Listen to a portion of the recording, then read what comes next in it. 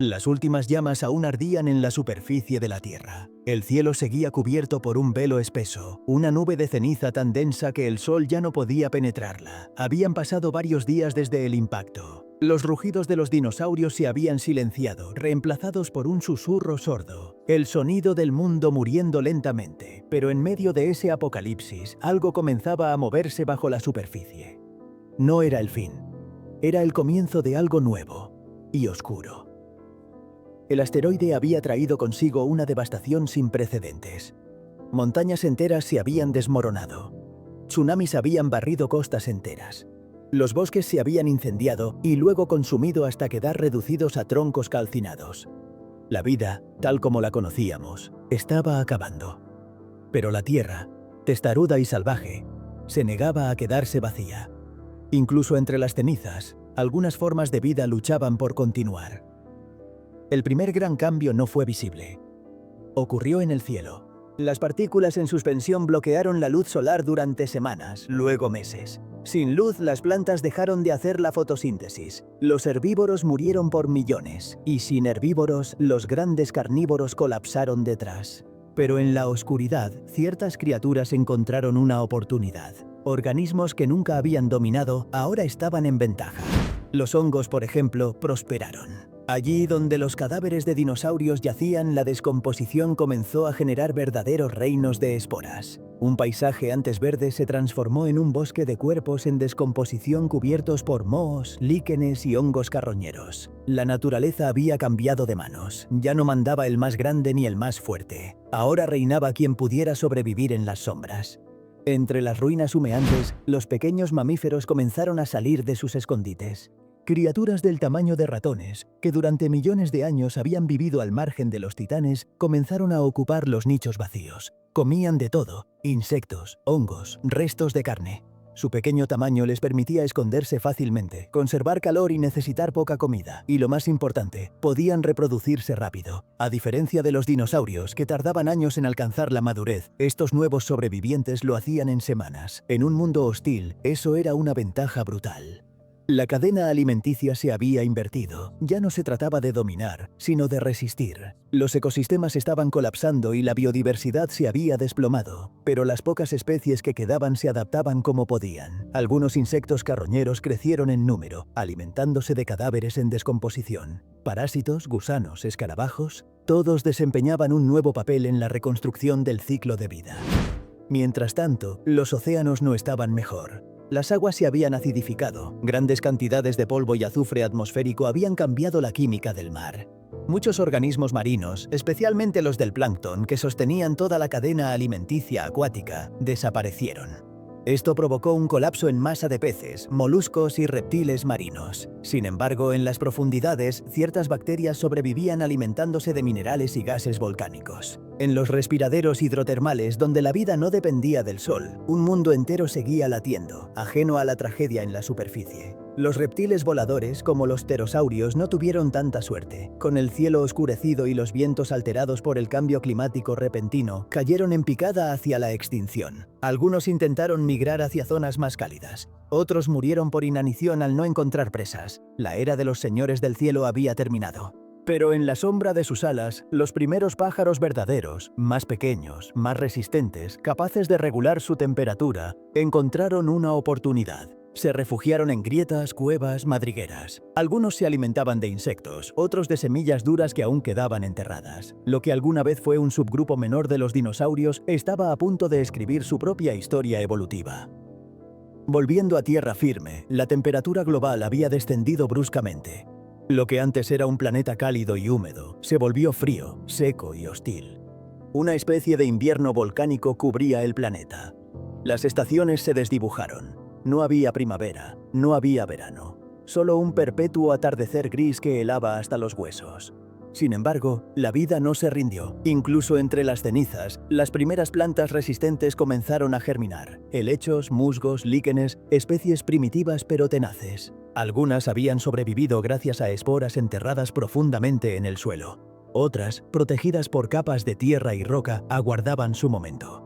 Cuando la lluvia ácida amainó y el sol logró filtrar tímidamente sus rayos a través de las nubes, estas plantas fueron las primeras en ver la nueva luz del mundo. Y entonces ocurrió algo extraordinario, una regeneración silenciosa. Las raíces comenzaron a extenderse, los insectos a multiplicarse, los mamíferos a ocupar espacios vacíos, y el equilibrio, aunque precario, empezó a restablecerse. Pero no todo era esperanza. El mundo era diferente. Más oscuro, más peligroso. Las tormentas eran impredecibles. La atmósfera aún estaba cargada de gases tóxicos. Los depredadores supervivientes eran pocos, pero más agresivos que nunca. Y los ecos de un planeta antiguo aún resonaban entre los huesos dispersos de los gigantes caídos. La era de los dinosaurios había terminado, pero su legado no. Lo que venía ahora no era un paraíso. Era un campo de batalla evolutivo donde solo los más adaptables podrían escribir el siguiente capítulo. En medio del humo, las cenizas y la sangre seca, una nueva etapa de la historia de la Tierra comenzaba. Más pequeña, más silenciosa, pero igual de feroz. Y bajo ese nuevo cielo, entre ramas negras y suelos humeantes, pequeños ojos brillaban con inteligencia. No era mucho, solo una chispa. Pero esa chispa, millones de años después, encendería una hoguera que cambiaría el mundo para siempre. En medio del silencio posapocalíptico, la Tierra no solo se reconstruía, se transformaba. La extinción había barrido con los colosos que una vez dominaron los continentes, pero en las grietas de ese vacío, las semillas de un nuevo orden germinaban. No sería un mundo dominado por gigantes. Sería un mundo de pequeños pasos, de criaturas discretas que tejían lentamente las bases de un nuevo equilibrio. Los mamíferos, que durante millones de años habían permanecido ocultos bajo la sombra de los dinosaurios, ahora comenzaban a salir al exterior con mayor frecuencia. Su presencia, antes marginal, se volvió cada vez más evidente. No eran espectaculares, no rugían, no cazaban en manada, no medían más de 1 metro, pero eran resistentes. Tenían sangre caliente, podían regular su temperatura corporal, cuidar a sus crías y adaptarse rápidamente a cambios drásticos en el entorno. En un planeta impredecible, esas habilidades eran invaluables. En los bosques quemados, donde la ceniza formaba una capa espesa sobre el suelo, las primeras comunidades de pequeños roedores y marsupiales comenzaron a reproducirse con rapidez. Sus madrigueras, profundas y protegidas, los habían salvado del impacto inicial. Ahora aprovechaban su instinto para buscar alimento entre los restos, devorando insectos, hongos y raíces. Su éxito radicaba no en dominar el ambiente, sino en mimetizarse con él. Y no estaban solos. Las aves, descendientes directos de ciertos linajes de dinosaurios, también comenzaron a diversificarse. Algunas conservaban características primitivas, como garras en las alas o dientes rudimentarios. Otras ya mostraban adaptaciones modernas, picos especializados, plumaje denso, cantos para comunicarse. En un mundo en ruinas, las aves encontraron en el aire un nuevo reino por conquistar. Las que podían planear largas distancias sin gastar mucha energía sobrevivían mejor. Las que eran capaces de cambiar su dieta según la estación prosperaban. El planeta, aunque debilitado, no tardó en demostrar su capacidad de resiliencia. En ciertos puntos del globo, donde la capa de ceniza era más delgada o la actividad volcánica había sido menos severa, comenzaron a surgir parches verdes, como heridas cicatrizando, helechos, juncos, arbustos primitivos. Las lluvias ácidas disminuyeron y con el tiempo, las primeras plantas con flores hicieron su tímida aparición. Atraían insectos que a su vez alimentaban a pequeños animales. Así, la cadena alimenticia empezó a reconstruirse, lentamente, casi como una coreografía ensayada durante millones de años. Las noches seguían siendo oscuras. El cielo, aunque menos cargado que al inicio, aún retenía un tono plomizo, y el sol apenas alcanzaba a brillar con su antigua intensidad. Pero incluso esa luz tenue bastaba. Las temperaturas comenzaron a estabilizarse. Las estaciones, aunque alteradas, regresaban con patrones reconocibles. Las migraciones volvieron. Las rutas de agua se reconfiguraron. Ríos antes desaparecidos reaparecieron con nuevos cauces, alimentando territorios fértiles donde surgían nuevas oportunidades de vida. Sin embargo, el equilibrio era frágil. En muchas regiones la vida no logró recuperarse. Ecosistemas enteros habían desaparecido sin dejar herederos. En otros casos, especies que lograron sobrevivir al impacto murieron tiempo después por falta de alimento, por cambios en el hábitat o simplemente porque no pudieron adaptarse lo bastante rápido. Esta era la cruel paradoja de la evolución. Sobrevivir al desastre no garantizaba la permanencia. Mientras tanto, en los océanos, los primeros signos de recuperación también comenzaban a mostrarse. Las capas superiores del mar, que se habían vuelto hostiles por la acidez y el calor extremo, empezaban a calmarse. Algunas especies de peces pequeños, moluscos y crustáceos encontraron refugio en arrecifes profundos, donde la temperatura y la química del agua eran más estables. Con el tiempo, el plancton, base de toda la cadena alimentaria marina, regresó en ciertas zonas, dando inicio a un proceso de renacimiento lento pero constante. Entre los supervivientes había un patrón común: la adaptabilidad. Quienes podían alimentarse de diversas fuentes, resistir condiciones cambiantes o reproducirse rápidamente eran los que lideraban la nueva era. El tamaño, la fuerza o incluso la inteligencia eran secundarios frente a la flexibilidad biológica. Esta lección, escrita con sangre y cenizas, marcaría el rumbo de la vida en los próximos millones de años. Mientras el paisaje mutaba, también lo hacía la Tierra misma. Los movimientos tectónicos, alterados por el impacto y el estrés geológico, provocaron una era de intensa actividad sísmica. Cordilleras se elevaron, islas emergieron, valles colapsaron. Estos cambios geográficos definieron nuevas barreras naturales, separaron especies y crearon nuevos entornos que propiciaron la evolución divergente. Lo que antes era una llanura repleta de dinosaurios ahora se convertía en una región montañosa habitada por aves y pequeños mamíferos. El mapa biológico del planeta se redibujaba. Y en medio de ese lienzo renovado, un tipo de criatura comenzaba a destacar. No por su fuerza ni por su tamaño, sino por su curiosidad. Algunos de los mamíferos desarrollaron cerebros más grandes en proporción a su cuerpo, comenzaron a mostrar comportamientos más complejos, cuidado maternal más prolongado, juego, exploración de objetos. Estas pequeñas chispas de comportamiento eran apenas insinuaciones de algo que, con el tiempo, se convertiría en conciencia. El mundo nuevo era oscuro, sí, pero no vacío. Y sobre ese escenario gris, las primeras luces de la evolución futura ya estaban encendidas. No era un mundo para los débiles, ni para los que miraban hacia atrás. Era un campo de pruebas continuo donde cada ser debía demostrar, día tras día, que podía resistir, adaptarse y seguir adelante. En las rocas, los fósiles de los últimos dinosaurios empezaban a quedar cubiertos por los restos de las nuevas especies. Era un símbolo silencioso. Los colosos habían caído, y los pequeños tomaban su lugar. No con fuerza, sino con paciencia. No con dominio, sino con resistencia. Las reglas del juego habían cambiado, y quienes supieron leerlas prosperaron.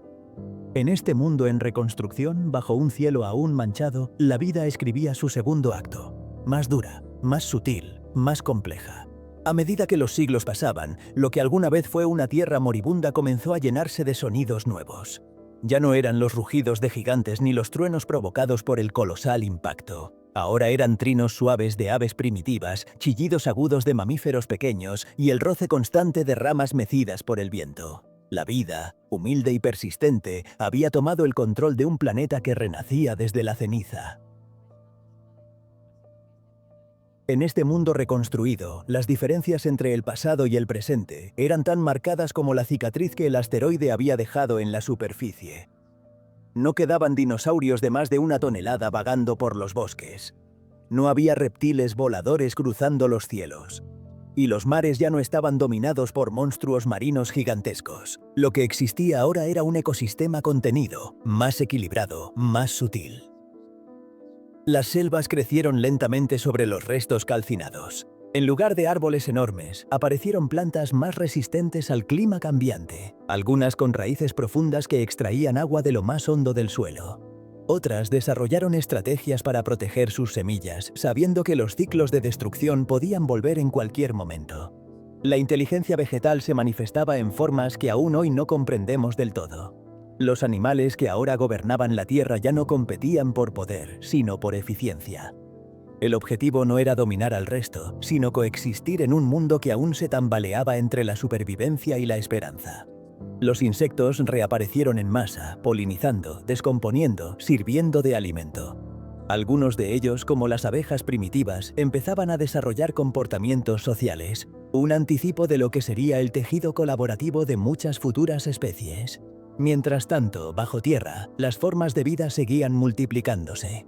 Topos prehistóricos, pequeños reptiles, hongos que formaban redes invisibles conectando raíces de plantas. El subsuelo se había convertido en una autopista biológica silenciosa, vital para sostener la regeneración desde las entrañas del planeta. Y en este mundo post-extinción, las reglas de la evolución se aceleraban. Las mutaciones que antes tardaban millones de años en consolidarse ahora se fijaban en pocas generaciones. La presión ambiental era tan alta que solo los cambios útiles sobrevivían.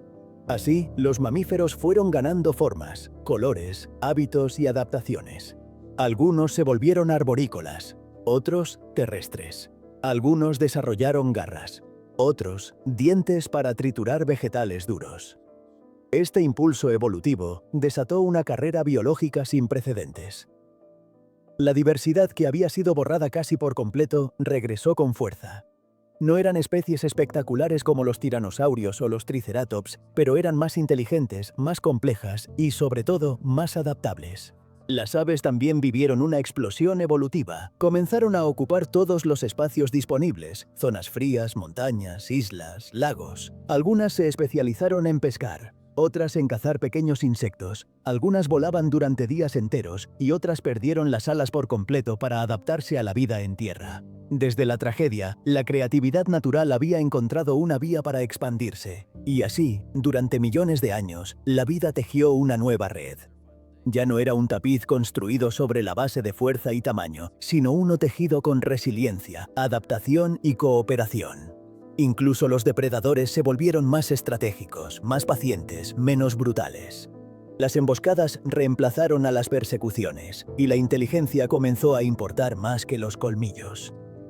En este contexto, algunas especies de mamíferos comenzaron a desarrollar cerebros más complejos.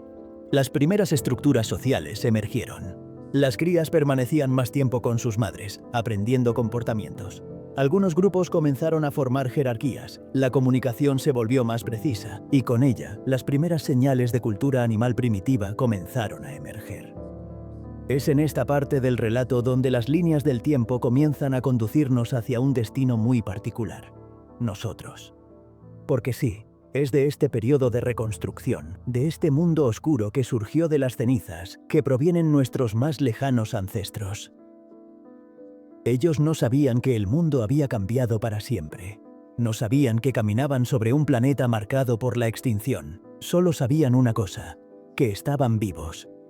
Y eso bastaba para seguir adelante, día tras día, invierno tras invierno, entre tormentas y renacimientos, entre pérdida y creación. El mundo que heredaron ya no era dominado por reptiles gigantes ni iluminado por cielos tropicales. Era un mundo de transición, de prueba, de evolución intensa. Un mundo donde cada pequeño avance biológico podía marcar la diferencia entre vivir o morir. Un planeta que respiraba de nuevo, sí, pero con cautela. Como si supiera que el equilibrio es frágil, que nada dura para siempre, y que la vida debe ganarse su lugar una y otra vez. Finalmente, con el paso de millones de años, este nuevo mundo dejó de ser oscuro. La atmósfera recuperó su transparencia, los cielos se despejaron, la luz volvió a filtrarse sin obstáculos hasta el suelo, las temperaturas se regularon, el aire se volvió más puro, y las selvas, los océanos y las llanuras florecieron. Desde las cenizas de los dinosaurios había surgido no solo un mundo nuevo, sino una forma distinta de vida, más discreta, sí, más frágil en apariencia, pero en el fondo más poderosa.